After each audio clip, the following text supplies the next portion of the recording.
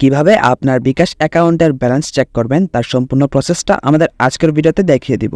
বিকাশ অ্যাকাউন্টের balance check করার জন্য আপনার ফোন থেকে ডায়াল প্যাডটিকে ওপেন করে ফেলুন এবং ডায়াল প্যাডটিকে ওপেন করার পর এখানে এসে টাইপ করুন *247#। এটা লিখে টাইপ করে দিন, ডায়াল করে দিন। ডায়াল করার পর আপনার বিকাশ অ্যাকাউন্টের লিস্ট আপনার সামনে চলে আসবে।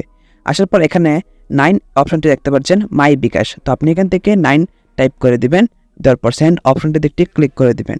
সেন্ড অপশনটিতে ক্লিক করার পর এইরকম একটি ইন্টারফেস আপনাদের সামনে চলে আসবে।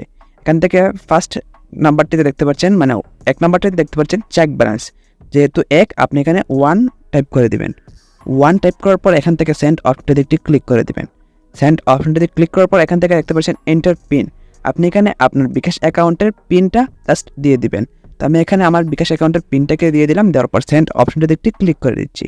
সেন্ড অপশনটিতে ক্লিক করার পর আপনার বিকাশ অ্যাকাউন্টের ব্যালেন্সটা আপনি দেখতে পারবেন।